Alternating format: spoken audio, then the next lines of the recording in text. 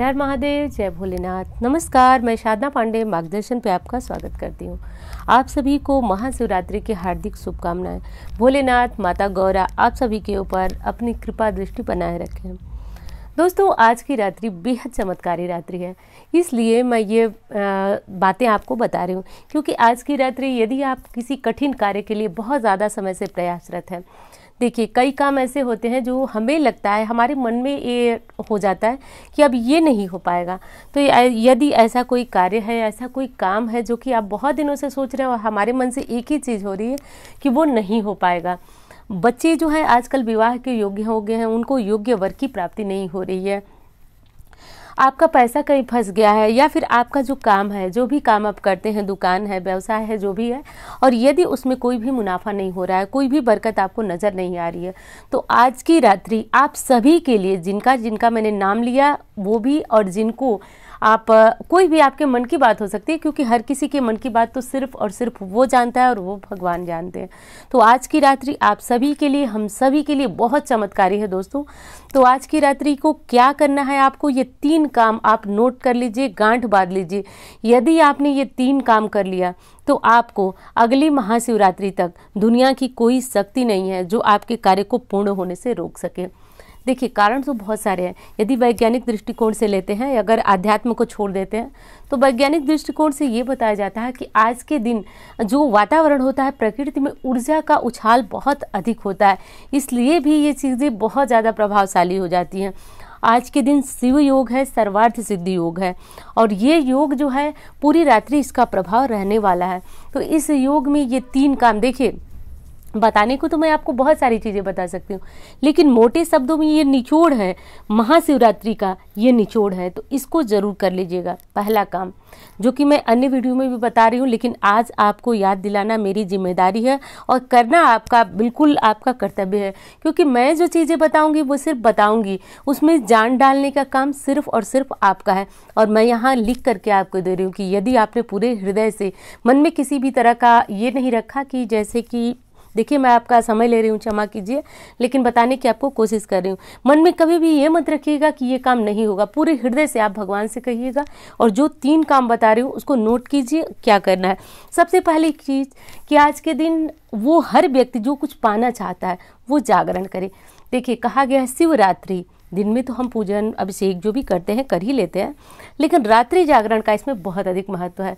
तो आज की रात्रि सोए बिल्कुल भी नहीं, सोए नहीं। और दूसरी चीज़ कि जितना हो सके भगवान भोलेनाथ के मंत्रों का जप कर सके, जैसे कि पंचाक्षरी मंत्र, इसकी महिमा आप पूरी शिव पुराण में आप उठाकर पढ़ लीजिए, इससे बड़ा कोई महामंत्र माना ही नहीं जाता। इस मंत्र की एक तो महिमा इतनी है कि आप चलते फिरते, सोते बैठते, कुछ भी करते हुए आप इसे जप सकते हैं, और ऐसा करने से आपके जीवन से कष्ट करते हैं। ये पंचाक्षरी मंत्र बेहद प्रभावशाली मंत्र है। तो आप आज के दिन स्त्री हैं, पुरुष हैं, देखिए स्त्री हैं तो आप नमः शिवाय ओम का उच्चारण करेंगे, और पुरुष है तो ओम नमः शिवाय यह उच्चारण करेंगे। दूसरी चीज़ कि जब आप रात को जगते नहीं हैं, जब आप सोते नहीं हैं, तो आपको ये नहीं कि कोई आपको फिल्म वगैरह देखना है, इस तरह की चीज़ों में मत बिताइए, क्योंकि आपने रात्रि जागरण किया तो उसका प्रभाव अधिक मिले तो कहीं भी आप पूजा कीजिए। पूजा का मतलब कि जैसे घर में मिट्टी का शिवलिंग बना सकते हैं, घर में जो शिवलिंग है उनकी पूजा करके। और दूसरी चीज़ कि आपको वहीं पे बैठे रहना है, या फिर आप उठ करके जैसे प्यास लगी या कुछ भी तो आप पी सकते हैं, और जब आपका मुख जूठा हो जाए तो पूजा करने के लिए आप फिर से कपड़े बदलें और तब जा कर के आप अपना पूजा करें। अब दूसरी चीज़ जो कि पहली चीज़ मैंने बताई उसे नोट कर लीजिए। दूसरी चीज़ क्या करना है दोस्तों, आज के दिन इन 3 जगह पे दीपक जलाना हम सभी के लिए बेहद अनिवार्य है। समझिए कि ये दीपक जीवन से कष्ट, गरीबी और मुसीबतों को काट देते हैं, लेकिन ये दीपक पूरी रात जलना चाहिए। इसके लिए दीपक बड़ा होना चाहिए। तो यदि बड़ा दीपक आपको मार्केट में नहीं मिल पा रहा है तो आप आटे का थोड़ा बड़ा दीपक बना लीजिए। और ये दीपक आप घी का भी जला सकते हैं, तिल के तेल का जला सकते हैं, क्योंकि बहुत सारे लोग कहेंगे घी नहीं है दीदी, तो कोई बात नहीं, मैं जो भी बनाती हूँ वीडियो सबके बारे में सोचकर सबके लिए बनाती हूँ, इसलिए आज के दिन पूरी रात जलना है। तो हो सकता है घी पर्याप्त न हो पाए तो आप तिल के तेल डाल करके दीपक जलाइए। कहाँ कहाँ जलाना है, घर के आसपास कहीं भी बेल वृक्ष है।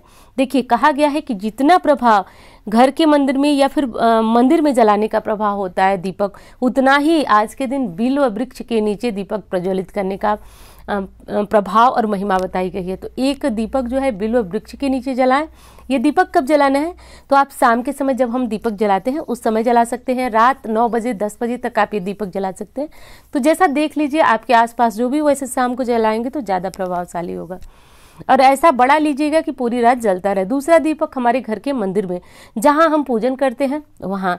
तीसरा दीपक किसी भी शिवालय में, आसपास के शिवालय में जाएं शाम को प्रदोष काल की पूजा के लिए और इस दीपक को प्रज्वलित करें। कोशिश करें दीपक बड़ा हो, मैं बार बार कर रही हूँ क्योंकि आप सभी जानते हैं गुणनिधि जिसको कि महादेव की कृपा से जो कुबेर की पदवी प्राप्त किए, तो उन्होंने किया क्या था? सिर्फ शिव मंदिर में उजाला किया था।